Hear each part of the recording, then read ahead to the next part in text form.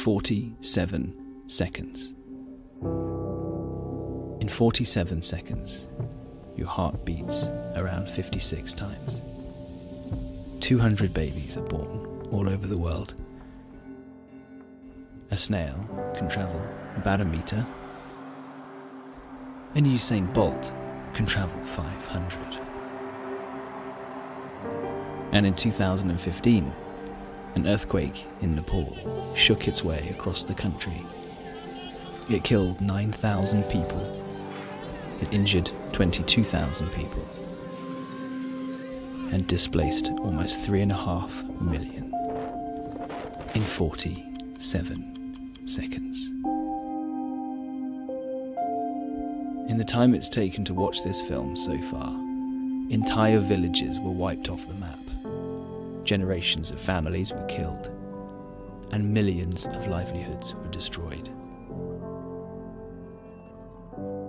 On that day, April the 25th, 2015, at 11:56 a.m, I too was caught up in that disaster.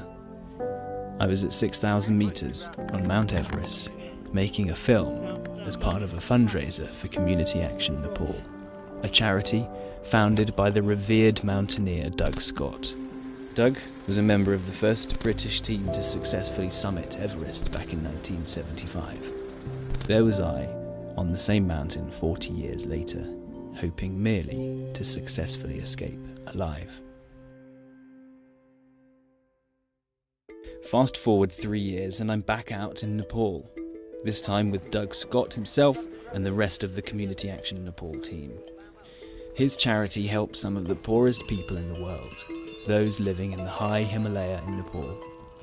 As part of a hugely collaborative effort, it helps local villagers to build and develop their own healthcare, education and community projects in a way that is not only environmentally sustainable, but economically sustainable in a way that empowers the locals to live healthier and happier lives without having to permanently rely on foreign aid.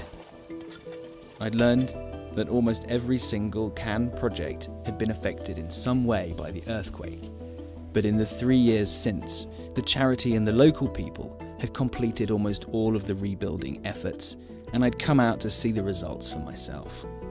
CAN have partnered with a construction and engineering agency called WYG. They're an organisation that responds to disasters all over the world and helps to rebuild essential infrastructure. Together with Doug, they developed a programme for the earthquake response entitled Building Back Better, and developed an ethos that underpins every project that CAN and WYG undertake in Nepal. CAN as a charity has a very strong ethos about supporting locals, but only where help is requested and needed. And we were very keen in reconstruction that this ethos should be reflected.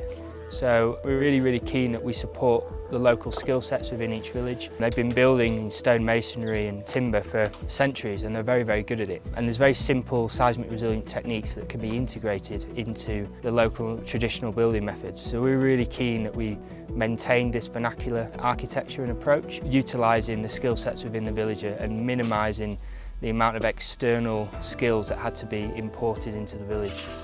We're not introducing any new techniques.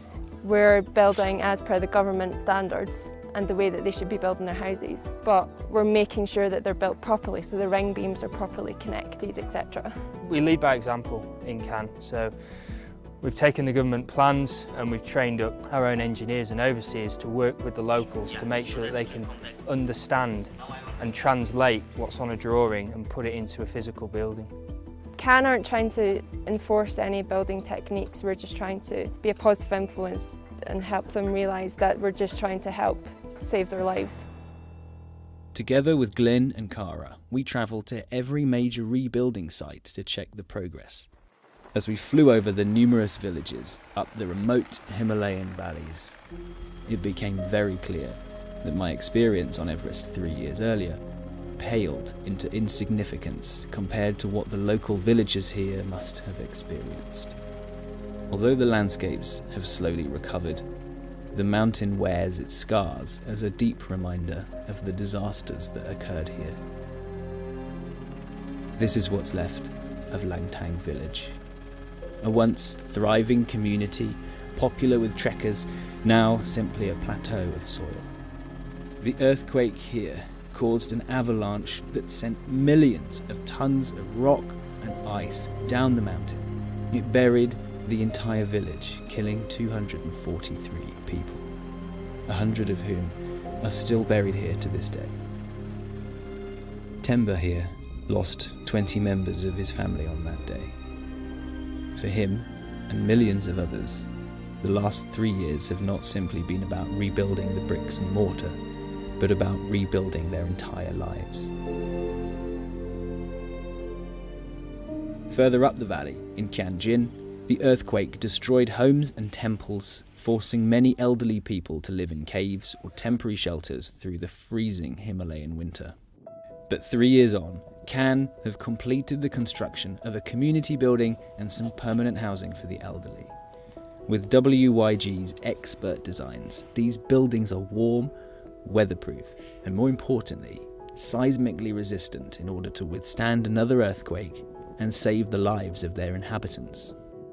In Malamchi, the support of Can had helped Purna to repair and rebuild the local school that he'd lovingly built up from scratch over the last 20 years. His school is now so successful that it has been recognised for its outstanding achievements by the Nepal government.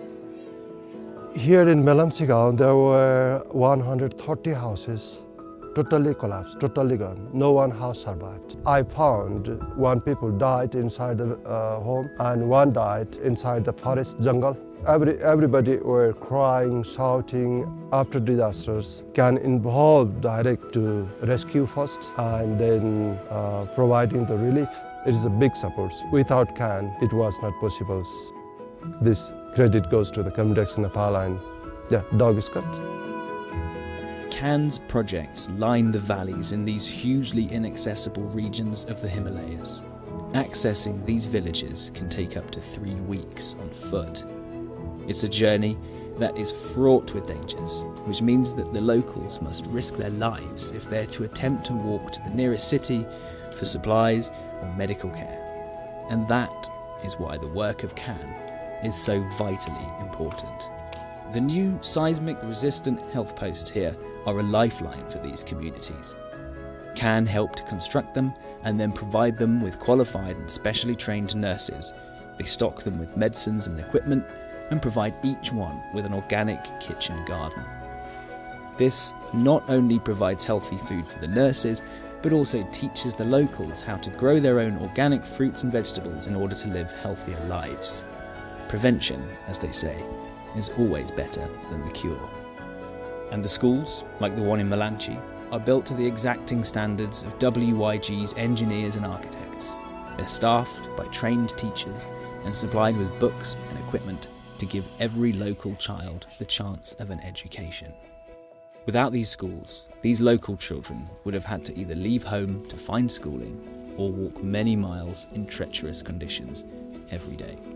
In many cases, these schools provide overnight accommodation in safe and warm dormitories, and the children are given healthy food to make sure they're feeding their tummies as well as feeding their minds. Although all of these schools are outstanding, the most remarkable school, however, is Barabisi, the school for the deaf. Barabisi is a boarding school created specifically for the education of the deaf and hearing impaired. The teachers are specially trained, and the children given an opportunity to learn that would otherwise be completely impossible. Since the rebuild, the school is now better than ever. The children have returned, and the earthquake is becoming a distant memory. As well as extraordinary young people, this school also boasts something quite remarkable in its garden. A mushroom farm has been set up that is now so successful it not only provides them with enough food to eat, but also with enough to sell at the local market and provide them with an income. WYG and Can's system for helping to develop these communities is so successful because they've put sustainability and collaboration at the forefront of their approach.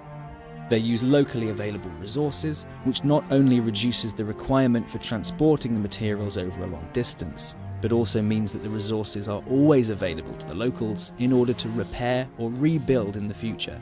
The charity relies on the locals to volunteer their time to help construct the buildings too. This way of working ensures that the locals are equipped with everything they need in order to build seismic-resistant buildings which may one day save their lives. But it also gives them the ability to take control of their own future by reducing donor dependency. And the impact of these projects goes way beyond just the bricks and mortar.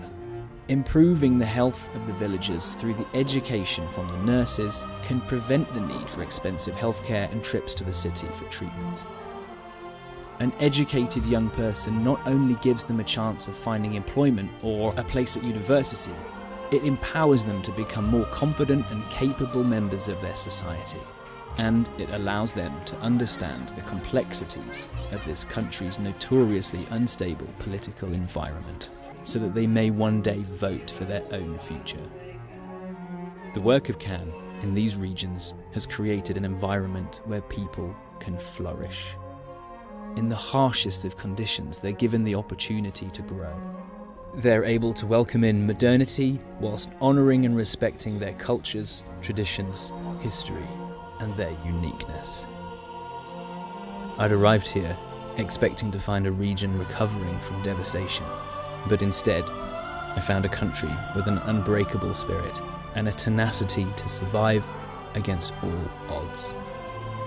The people here, along with CAN and its team of volunteers and supporters, have shown just how much can be achieved with so little. But there's still a long way to go. So now it's your turn to change a life in 47 seconds. That's all it takes now to visit CAN's website and offer your support. Donate, volunteer, or organise an event. But whatever you decide, you'll be helping to change the lives of some of the poorest and most unique communities in the world. Be a part of their story. Support CAN today.